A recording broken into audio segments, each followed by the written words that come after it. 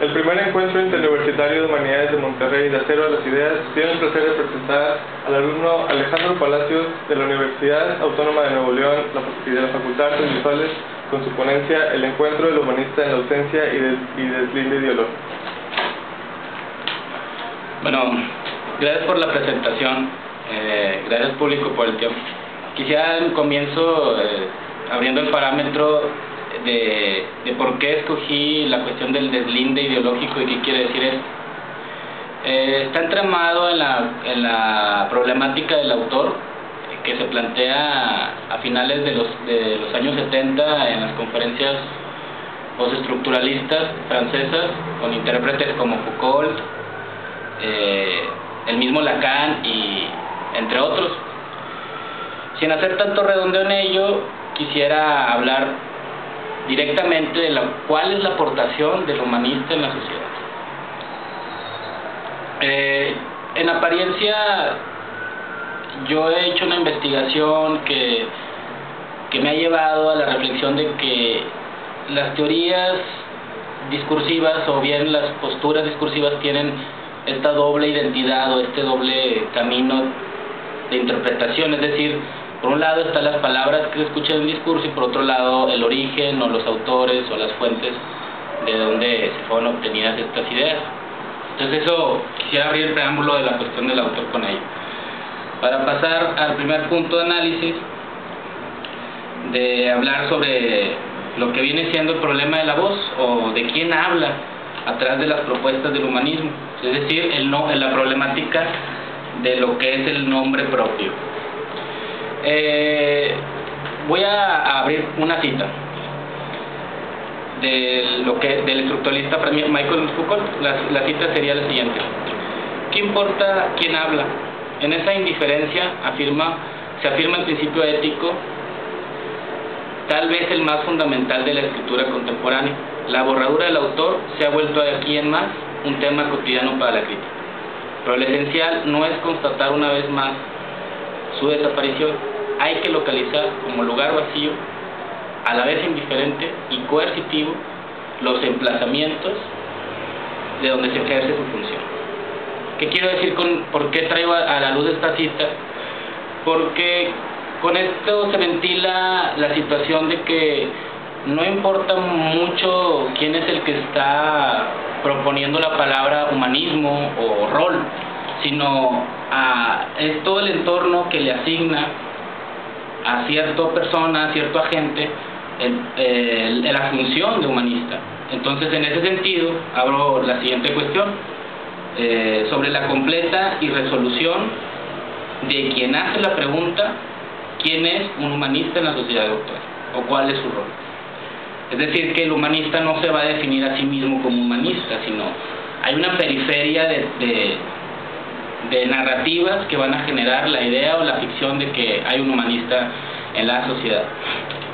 Y con eso quiero abrir la siguiente afirmación de que el humanista es un creador de ficciones, es decir, que su rol tal vez sería el tratar de hacer creer algo. ¿Pero qué? Esa es la cuestión. Entonces, ¿qué es un autor? Voy a abrir otra cita, a ver si me alcanza el tiempo.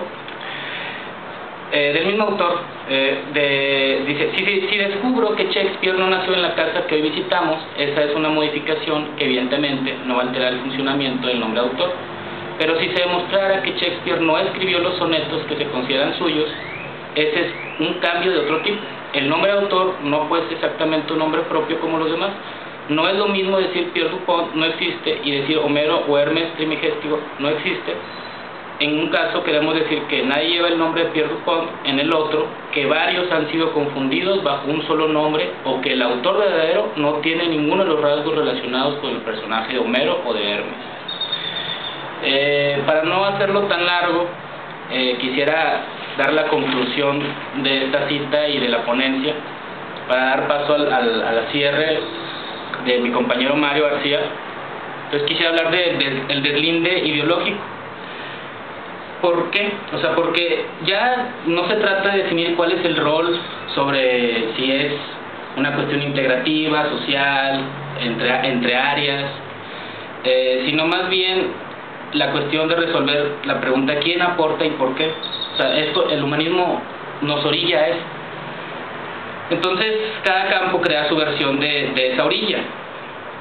Entonces, cuando hablo del autor, no es, bueno, justificando el hecho de que yo sea un autor como Foucault, es que cuando digo Foucault no me refiero al tipo de las gafas, el pelón, aquel que es francés, ni tampoco al núcleo de ideas que propone Foucault como solución sobre el rol del humanista o del pensador con esto de la arqueología del saber, sino más bien el hecho de que se puede estructurar algo externo al discurso filosófico, ontológico existente, y darle ponderancia a la imagen que se crea como huella fidedigna de la realidad, como registro de ella.